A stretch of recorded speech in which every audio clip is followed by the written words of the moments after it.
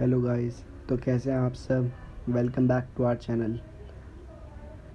तो आज हम बात करने वाले हैं इंडियन मीडिया के बारे में। हमारे देश की मीडिया कोशिश करेंगे सारा का सारा कवर करने की, जितना कवर हो पाए।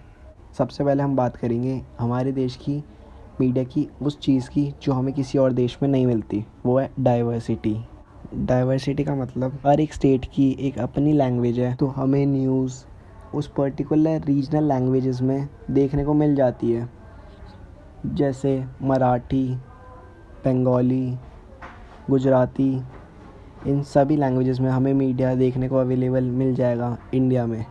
और अगर हम बाहर जाएंगे तो ऐसा नहीं होगा, जैसे यूएसए, यूके, चाइना, यहाँ पे जो उनकी सिर्फ एक लैंग्वेज है। जैसे चाइना में चाइनीज़, यूएसए में इंग्लिश, यूके में इंग्लिश, तो हमें सिर्फ उस एक लैंग्वेज में देखने को मिलेगा। तो जब इंडिया में मीडिया की बात उठ के आती है तो एक बहुत ही बड़ा टॉपिक उठ के आता है, प्राइवेटली ओन्ड। इंडिया में जो मीडिया है वो प्राइवेटली ओन्ड है, या तो किसी कंपनी या किसी एक पर्सन ने उस चैनल को स्टार्ट किया हुआ है।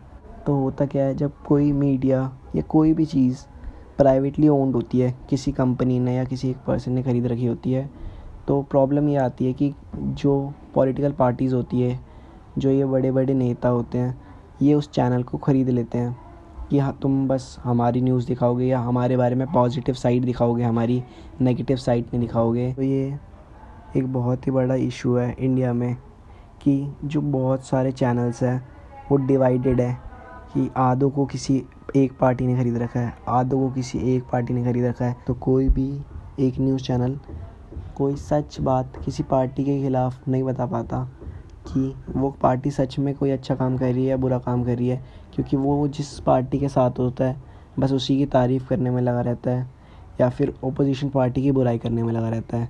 तो अगर ओपोजिशन कोई अच्छा काम कर रही होती है तो वो भी नहीं दिखाता, और उनकी पार्टी जो कोई गलत काम कर रही होती है वो भी नहीं दिखा पाता। तो ये एक बहुत ही बड़ा रीज़न है इंडिया के लोगों के लिए।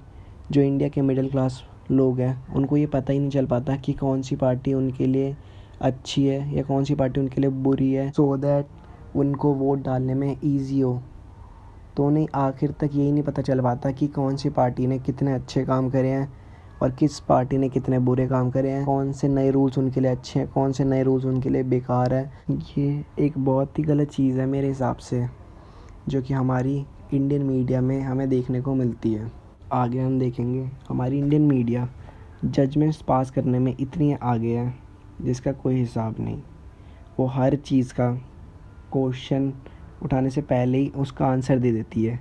अगर हम पॉलिटिकल पार्टीज़ की बात करें तो पॉलिटिकल पार्टीज़ और इलेक्शंस में हमें ऐसे स्टेटमेंट्स देखने को मिलते हैं इंडियन मीडिया से कि क्या मोदी डर गए हैं राहुल गांधी से, क्या राहुल गांधी ने अपनी हार मान ली है मोदी से। ऐसे ऐसे स्टेटमेंट्स हमें देखने को मिलते हैं जहाँ पे हमें पता लगता है कि हमारी मीडिया बिना किसी प्रूफ्स के जजमेंट्स पास कर देती है, ये बिना देखे कि उनका आगे जाके क्या रिज़ल्ट होएगा।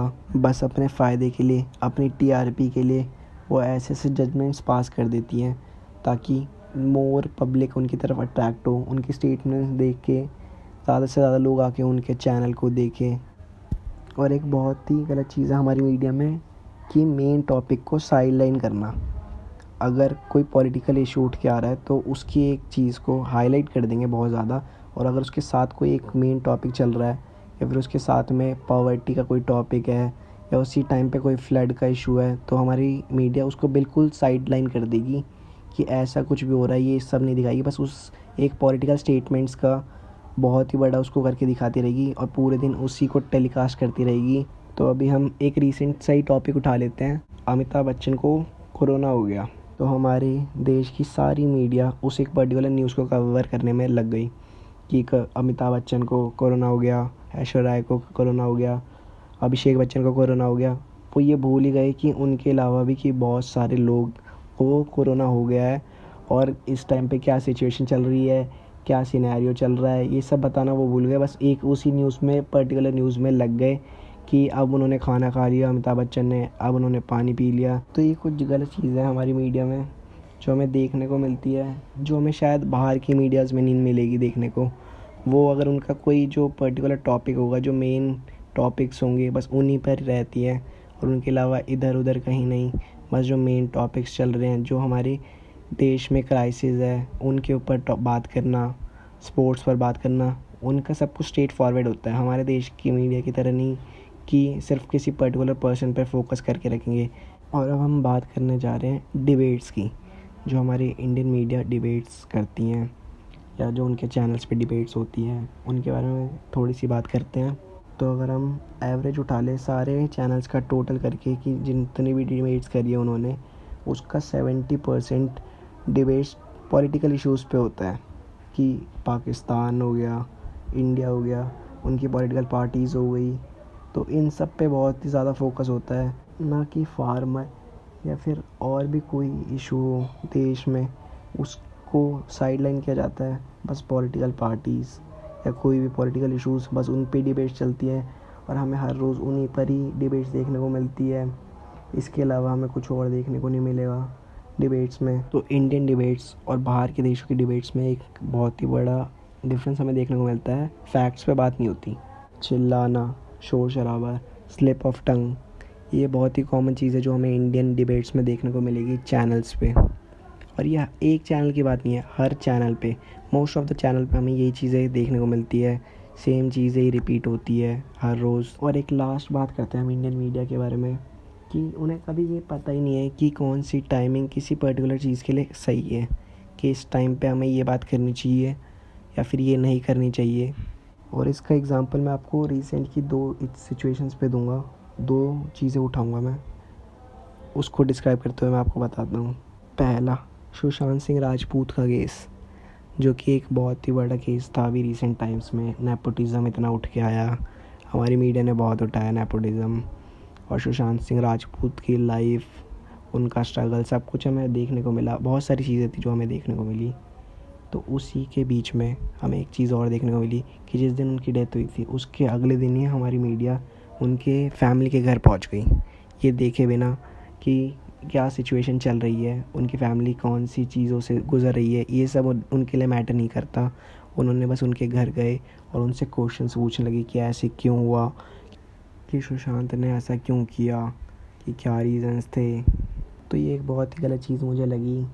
तो सेकंड केस हम बात करने वाले हैं एलएसी का कॉन्फ्लिक्ट इंडिया चाइना के बीच में, जो अभी भी चल रहा है। होप सो जल्दी सॉल्व हो जाए। तो उस कॉन्फ्लिक्ट के बीच में हमने देखा कि बहुत सारे न्यूज़ चैनल्स लद्दाख पहुंच गए कि ये लाइन ऑफ एक्चुअल कंट्रोल है, इस पे ये चीज़ें हो रही हैं, ये बताने के लिए। वो ठीक भी है क्योंकि इंडिया की मीडिया फ्री है अपनी चीज़ों को बोलने के लिए, ये सब ठीक है। पर जहाँ मुझे गलत लगा वो ये था कि जब इंडियन मीडिया बहुत ही खुल के ये बोलने लगा कि हमारे ये सारे जेट्स यहाँ पे पहुँच चुके हैं, इस एयरवेज़ पे ये सारे जेट पहुँच चुके हैं, हमारी इतने सारे सोल्जर्स वहाँ पे पहुँच चुके हैं, तो हम रेडी हैं पूरी तरीके से। हमारी जो नेशनल सिक्योरिटी है उसको ध्यान में नहीं रखा गया। चीज़ें उन्होंने ऐसे लीक करी जैसे उन्हें फ़र्क नहीं पड़ता, उनके लिए मैटर ही नहीं करती इंडिया की सिक्योरिटी।